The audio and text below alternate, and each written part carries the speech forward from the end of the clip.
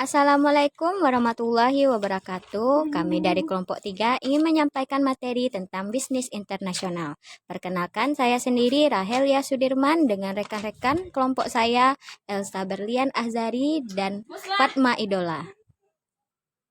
Baiklah, materi yang akan kami sampaikan yaitu konsep bisnis internasional, tahapan memasuki bisnis internasional, tantangan serta hambatan bisnis internasional. Bisnis internasional.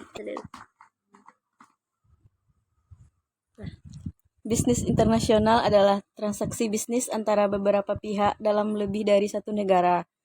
Sedangkan menurut Hadi tahun 2010, bisnis internasional adalah suatu studi tentang transaksi ekonomi yang meliputi perdagangan internasional, ekspor dan impor, dan foreign investment yang dilakukan oleh individu dan perusahaan atau organisasi dengan tujuan mendapatkan keuntungan dan manfaat tertentu.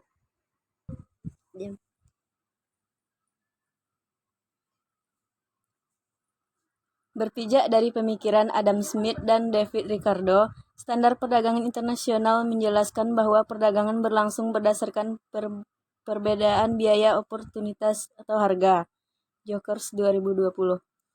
Perdagangan internasional sebagai kegiatan bisnis merupakan sektor yang dinamis dan mengandung banyak perubahan.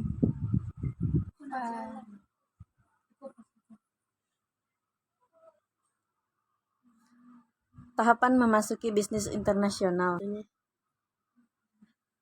1. Ekspor insidentil atau insiden at export. Dalam rangka go internasional, suatu perusahaan pada umumnya dimulai dari keterlibatan yang paling awal, yaitu dengan melakukan ekspor insidentil.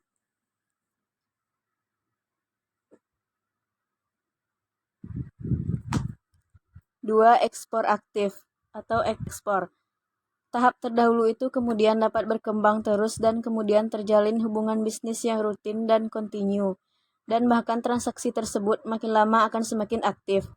Keaktifan hubungan transaksi bisnis tersebut ditandai pada umumnya dengan semakin berkembangnya jumlah maupun jenis komoditi perdagangan internasional tersebut.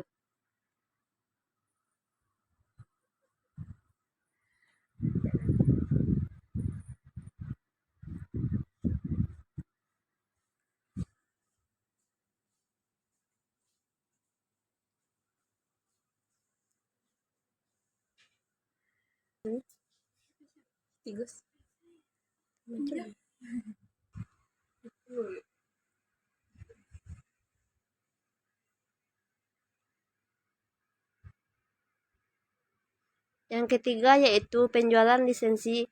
Dalam tahap ini, negara pendatang menjual lisensi atau merek dari produknya kepada negara penerima. Dalam tahap ini, yang dijual adalah hanya merek atau lisensinya saja.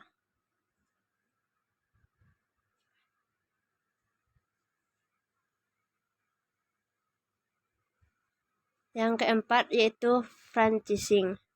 Tahap berikutnya merupakan tahap yang lebih aktif lagi, yaitu perusahaan di suatu negara menjual tidak hanya lisensi atau merek dagangnya saja, akan tetapi lengkap dengan segala atributnya termasuk peralatan, proses produksi, resep-resep, campuran, dan produksinya. Dan yang terakhir yaitu pemasaran di luar negeri. Bentuk ini akan memerlukan intensitas manajemen serta keterlibatan yang lebih tinggi karena perusahaan pendatang atau host country haruslah betul-betul secara aktif dan mandiri untuk melakukan manajemen pemasaran bagi produknya itu di negara asing.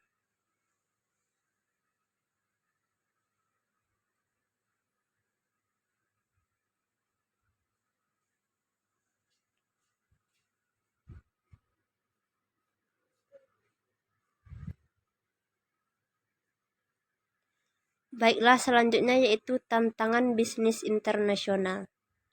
1. Kemungkinan dinasionalisasi, yaitu perusahaan diambil alih oleh pemerintah. 2. Yaitu masalah politik dan kestabilan ekonomi. Keadaan politik mempunyai pengaruh yang penting terhadap kestabilan ekonomi. Masalah politik dan kestabilan ekonomi. Masalah kepastian hukum. Perusahaan multinasional mengembangkan usahanya di suatu negara bukan untuk masa 1 atau 2 tahun. Masalah sosial budaya. Setiap negara mempunyai sistem sosial dan budaya yang berbeda. Ada kalanya perbedaan sangat nyata sehingga menimbulkan rasa curiga terhadap kegiatan yang dijalankan oleh perusahaan asing. Tukar rupiah yang rendah. Nilai tukar rupiah yang rendah terhadap dolar yang rendah ini bisa mempengaruhi kegiatan ekspor dan impor barang.